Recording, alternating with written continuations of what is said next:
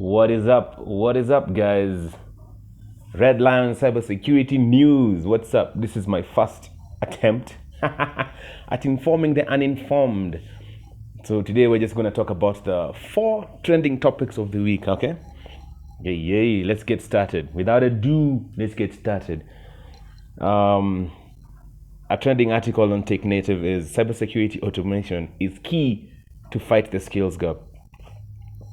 Well, you might think that's what the article talks about, but according to what's been going on lately, people working from home, a lot of organizations are under attack, and what you find is that there's literally a shortage of cybersecurity experts, as per se, and this is leading a lot of CISOs, the guys head of cybersecurity, to believe that automation is key.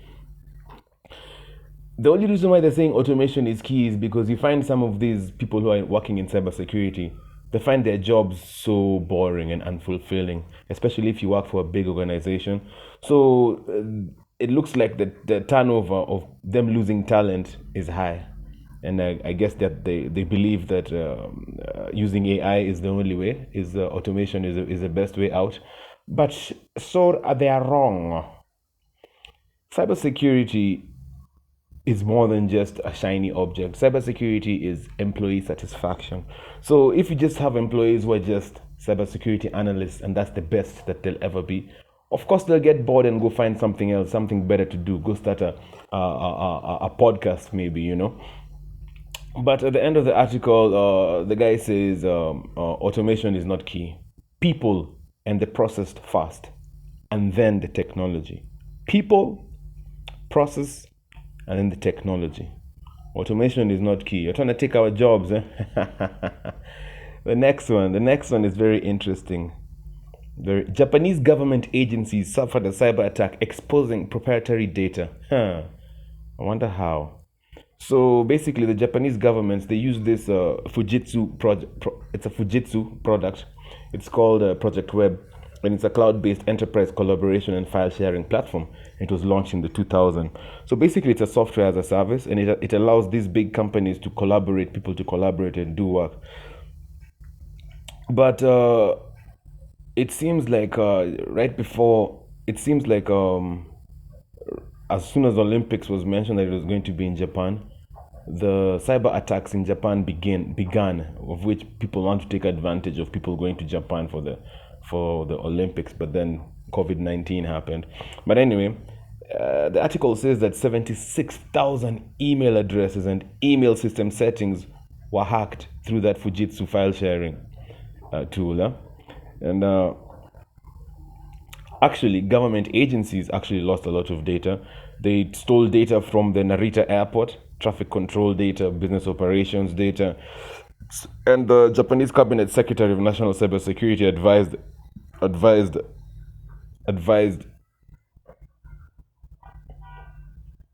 that anybody who was using that Fujitsu information tool, they need to check for indicators of compromise. And as usual, they're saying this type of attack could have not been done by some geek in his mother's basement, but most likely it was done by state-funded actors. Due to attribution, the Department of Cybersecurity has said that this attack has similar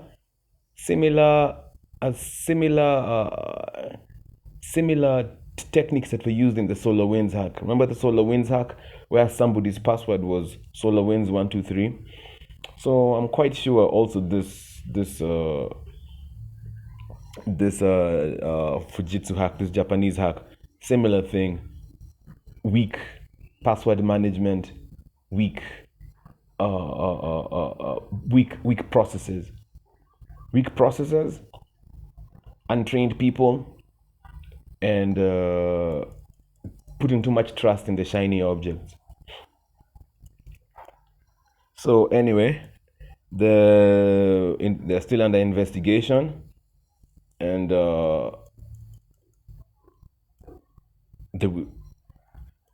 they have actually, Fujitsu and all those other government agencies have stopped using Project Web. So they've discontinued using it. They're like, To hell with that. We're not going to use that. We're just going to go back to pen and paper. Crazy.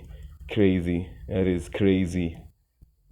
Wow. Now these guys in Japan are getting hacked. What about these companies of ours in Kenya? You can imagine daily they're getting hacked. Weekly I get a text message from DTB talking about, oh, our systems are down for maintenance. No, your systems are not down. You are hacked and you're currently doing attribution. Anyway, on to the next one. I'll keep it short and sweet. US meat factory back online after crippling cyber attack. So this meat processing plant in the US called JBS was attacked over the weekend with a crypto locker. And once again, guys, billion-dollar company, and they get hacked using the most easiest and simplest way. I'm sure that crypto whatever got into the crypto locker got into the systems via an email, an untrained, an uninformed employee. So the attack lasted 3 days, and it affected even its branches. So this JBS has branches in Brazil or in Australia, and this JBS produces a fifth of America's beef. So you can imagine how those Americans were struggling over the weekend, Memorial Weekend. There was no beef. Oh my gosh. So once again, attribution. White House spokeswoman Karine Jean-Pierre has said that this attack has symptoms of it being Russia-based. As usual, they always blame the Russians, but most likely it's them. And basically, they're talking about how these Russian criminal gangs are causing havoc. They're hacking local government systems. Last month, they hacked a US pipeline. And this month, they're going after the hot dogs. As per se, Christopher Krebs on Today's Show on Twitter says, they went after our gas and they went after our hot dogs. No one is out of bounds here. Making a joke out of something very important. Very, very important. So that's an American company that was hacked this week. And they believe that the group behind the attacks, they're called REVIL. As in Revil, R-E-V-I-L, REVIL. It's a flourishing, aggressive group of primarily Russian native speakers based in former Soviet states. I see the problem is, just like in Kenya, just like in Russia, you have educated people who are underemployed or unemployed. You have smart people, smart engineers, you have smart IT professionals here, smart IT professionals in Russia, but unemployment is rampant. What do you expect these smart minds to do? Sit at home and play with their toys all day? No, these guys are going to come up with ideas of how to get this money. So governments, wake up. Employ your smart ones. Don't leave them languishing. Sorry. So anyway, at least they had one practice they did well. JBS, they had backups, but it looks like they're taking their time to restore backup, because sometimes these cryptoware will wait for you to back up and then infect the backup. So it looks like they're waiting for them. They're still doing the attribution and a bunch of stuff that you do when you get a cyber attack. So yeah, the company's backups were not affected. Yeah, that's fine. JBS, they got hacked. What are you talking about beef prices? Anyway, last article. Cybersecurity spend on the rise as it becomes more important than ever. Thank you.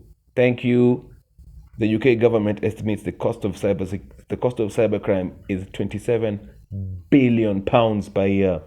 Not billion shillings, billion pounds. And cybersecurity should take 21% of an average organization's IT budget. A large jump from 13% last year. Good. Pay us what you owe us. And look at these. Listen to this. 43% of organizations experienced a cyber attack in 2021. That's this year. Halfway through the year, 43% of organizations experienced a cyber attack, compared to 38% in 2020. Of those experiencing a cyber attack, 73% of them experienced a cyber attack twice in the last 12 months. Imagine. Now, out of all those, only 9% of the attacked organizations, they admitted that they were capable of dealing with the attack. They weren't capable. 9% were not capable of dealing with the attack. They couldn't defend their systems. That's crazy. And guess what the report says? 65% of all organizations that have been hacked have been hacked not using sophisticated, like in the movies, like green screen, green stuff. No, nothing sophisticated. They've not used guns, but they've just used phishing. All types of phishing, social engineering. The easiest and the simplest way to infiltrate an organization is to attack the weakest link. And the weakest link is not a shiny new gadget X that does this AI stuff. It's not the most expensive gadget, but the weakest link is the untrained, uninformed employee. That's the downfall to most of these companies. Anyway, guys, that's my first attempt at entertaining and showing you guys like what's really going on out there. And stay tuned. Check us out, redlion.co.ke. Africa's digital future secured. Bye bye.